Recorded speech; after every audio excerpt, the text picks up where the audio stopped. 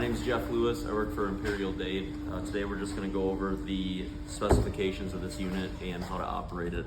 First off, up front, we have a tube that you can plug into a faucet to fill your tank. You can also fill your tank right here. This is where your clean water and chemical are going to go. There's one other port on the machine to fill it with clean water, and it's back here. Some people prefer using this because then you have the sight tube to see how many gallons of water you have in here. This unit holds 30 gallons of clean water and 33 gallons of dirty water. Your dirty water goes in here.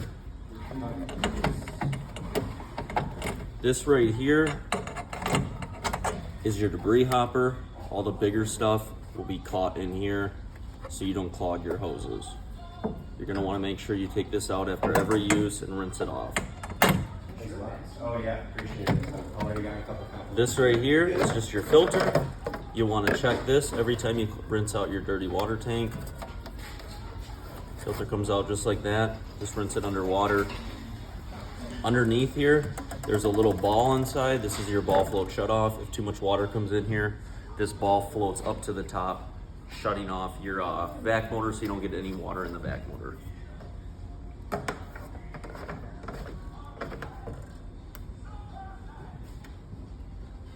Now to the back of the unit. Like I said earlier, this is your clean water. This is your dirty water drain. So you use this to drain into a slop sink or into a drain on the floor. On the side right here, you have all your circuit breakers. This right here, if you guys want to, you can plug in your phone to charge it. Right here, a little USB port. Down here, this is your onboard charger. All you're gonna do is plug it into the wall to charge your unit when you're done using it. It has a smart charger on it. It will shut itself off. So when you're not using the machine, you should always have it plugged in? Correct, yes. Up here, this is your display. So we'll turn it on. This is your hour meter. When you turn this on, this lights up with LED lights, this letting you know your battery is fully charged. As it moves down towards the half and zero, that's when you start to lose a charge. This right here is your emergency stop. If you push it, it shuts everything off, and you twist it following the arrows. These four buttons are what makes utilizes the machine to clean your floors. This right here is your vacuum. To drop your vacuum, you will push this handle this way. It drops your squeegee down on the ground. This button right here, this is your water. To adjust your water level for how much water you want to come out, you use this switch right here. I would suggest keeping it towards the middle. This right here, so this is important. This activates your pad to start spinning. There's two buttons right here. You don't have to push them both, but that turns on the pads. This also drives the machine, these two buttons right here. You have a toggle switch that allows you to go at a certain speed.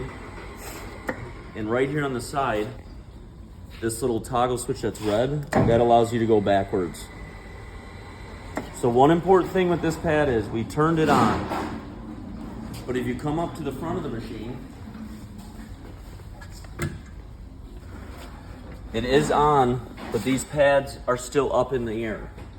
So when I push this button, we turn that on, they're not on the ground, they're not cleaning the floor. So if we come back to the front of the machine, in order to drop those pads, you will push this button. This will put the pads down on the floor. Now when you come up here, your pads are down on the ground and you're ready to use the machine. If you want to see it, if you want to go up in front, I can show them. So this is, when you're done using the machine, you're going to want to bring it back up so you can transport it, and when you are using the machine, you're going to want to put them down. So if you feel the drag when you're transporting the machine, chances are your brushes are still on the ground and it's going to cause damage if you don't lift it up. Correct, yes. So that's all for the display. Now we're going to go up front, we're going to take our pads off. Taking these pads off, all you're going to do, both pads, they have two 15-inch pads. Pinch this, comes off just like that. These caps, you loosen, Let's flip the pad over. We'll put this down here, and when you push this, when you go to lock these in, make sure you push the pad around the lock in so it's a little bit easier to tighten this. Then you're going to spin this on there, and you're going to want to spin this all the way down so you don't catch on anything, and so that once this is all the way down, this is lower than the pad, so the pad will always be cleaning and you will never hit this lock-in mechanism. Going to put this back on, line it up under there, you'll pinch these prongs, lock it up, and put it back on there. And you're good to go for the pads. Shut this.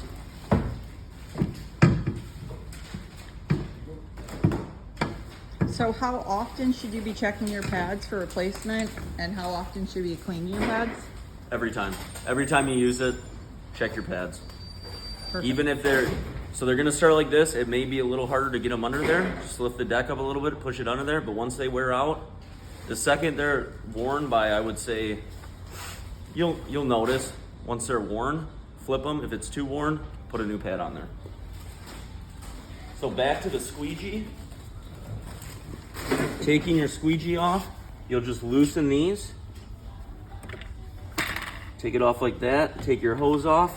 When you're done, you'll put this in your slop sink, you'll rinse it out, clean this out. Longevity of the machine will last so much longer if you clean your squeegee after every use, clean your pads, and rinse out your dirty water tank. When you're done rinsing your tank, should you be leaving this open? Yes, so when you're done using it, you'll leave the lid like that just so it can air dry and get all those smells out of there. Putting the squeegee back on, just line this up and tighten these knobs. Make sure you attach your hose, and you're good to go for there. Now we're gonna go over two of the most important parts of this machine, the filter and the batteries. The filter is located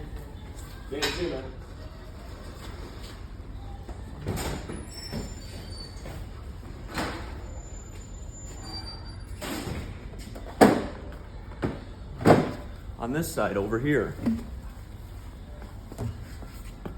This filter right here, I don't know if you want to come down. There's a clear filter right here. It's got a screen in there. You're going to want to check this once a month. There is water in this unit. So when you go to check this, you're going to want to make sure there's no water in your clean water tank. All you'll do, it's lefty-loosey, unscrew it. There's a little screen in there. Rinse the screen out. Righty-tighty, just tighten it. You don't have to tighten it as hard as you can. Just hand tight and you're good to go for that. Check this once a month. Now along with those, we're going to check our batteries, which are also very important. You'll lift this lid. This will hold itself up. These are your 4 batteries. You're going to have to put distilled water in these batteries once a month. In order to do that, you will grab this. You'll take this piece off. You'll connect this by pushing. That's locked in there.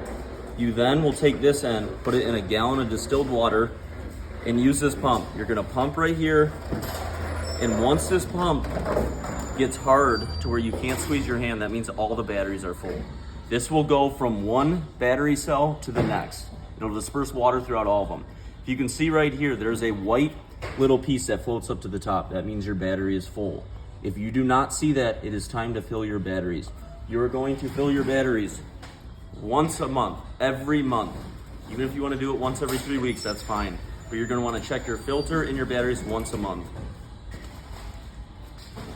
After that, like I said earlier, the most important thing is when you're done using it, rinse out your dirty water tank.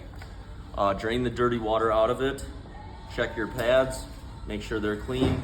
Clean your squeegee blades, so the longevity of the machine will last so much longer, and the next person who uses it doesn't have to worry about doing anything.